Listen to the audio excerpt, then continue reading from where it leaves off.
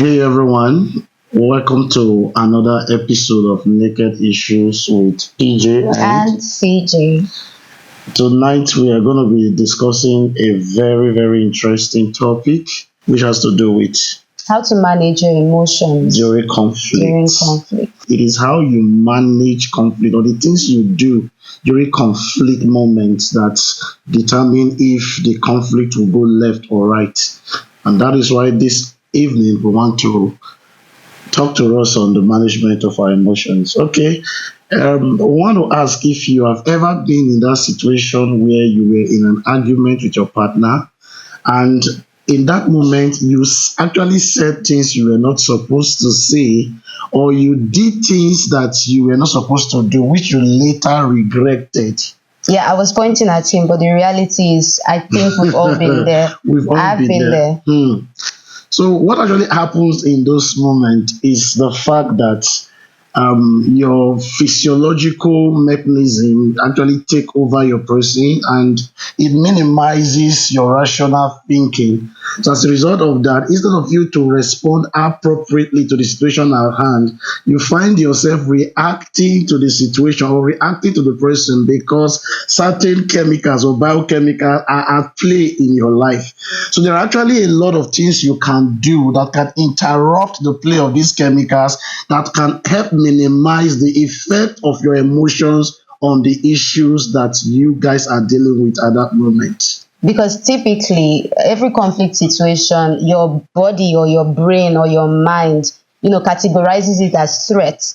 So we enter into the fight or flight mode. So So true. immediately you feel like, okay, there's something wrong. Your brain is telling you that there's something wrong. It's actually a primal instinct of man, that is how we were wired to physiologically respond to threats in the environment. Early man was a hunter.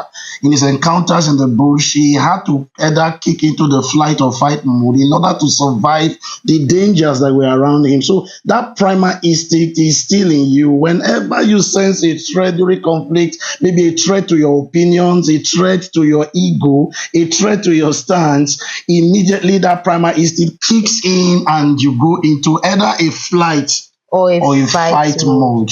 mode. Such moments when my wife and I have encountered is I want to walk away, but she's dragging me back, saying, "Come and sit down here. We must resolve, we must talk about this situation." At that moment, for me, the flight has been triggered. And at that moment, the fight has been triggered in me.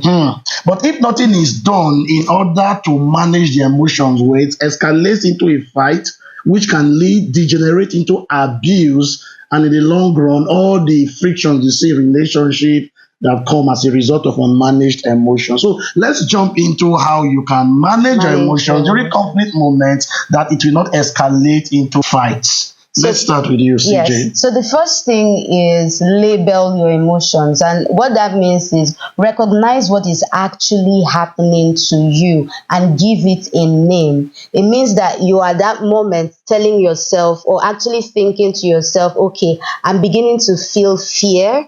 I'm beginning to feel anxiety. I'm beginning to feel frustration.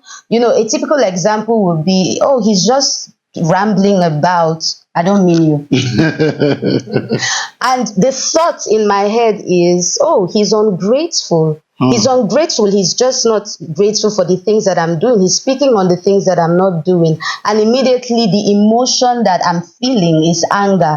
So recognizing that I think he is ungrateful and therefore I am becoming angry is something that you can do. And it takes a lot of self-awareness to recognize what is actually happening to you.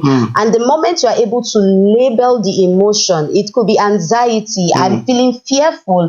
It could be frustration, I'm feeling like I'm hitting against something.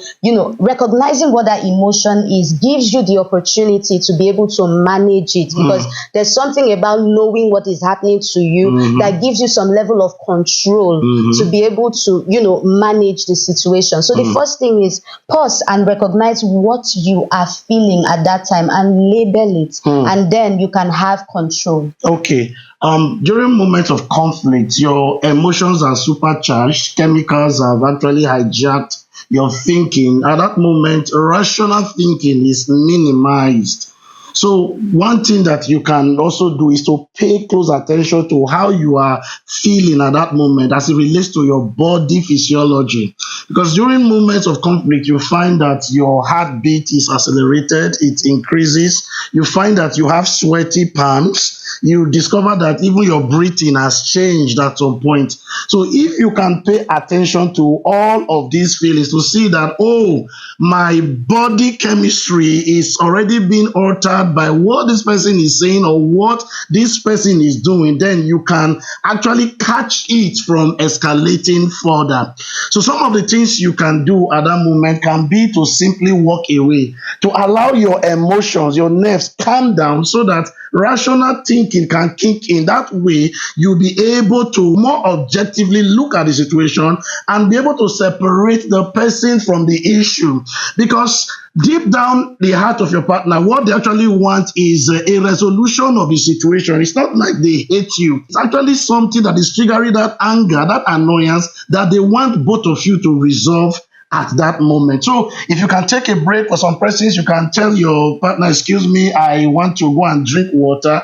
That moment of detachment is enough time for your rational thinking to kick back into play and take over your emotional hijacking at that point. When he was describing the physiological reaction, I don't know if some of you caught that. Yeah, you did. You caught that I started smiling and laughing. It's because for PJ, actually, whenever he's getting upset, I know because he starts rising.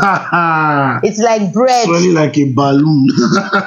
He doesn't even know it. But most times, I just recognize that, PJ is angry. And which brings me to another part where it is very important to catch your physiological response because your partner can observe what is happening to you through what is called mirror neurons. Yes. These neurons are things that they actually are put there in the body to help you recognize when threats are around you for you to respond. But they also are good things because they help you to empathize with people. It's your mirror neurons that make you want to cry when you see someone else crying. So it is your mirror neuron that makes you mimic. You are in a place and then you see people doing something and you just find yourself doing so it. How that plays out in this situation is because your partner is agitated or angry at that moment, you discover that your mirror neurons want to imitate their anger, their aggression, their frustration. Then you find that you now start raising your voice. And it's actually a two-way street. While you are doing that as well, the mirror neurons of your partner is also at play, trying to mirror what you are also exhibiting at that point. And at what can you do to, yes. At that point, the negative emotions or the negative energy increases, which is why what PJ said is really helpful. Recognizing that my body is beginning to react and then stopping, taking a walk, or telling your partner, let's have this conversation another time in a respectful way. But you find that most ladies, they are insistent. You used to do that before now on the fact that we must talk this talk, we must settle this thing this night.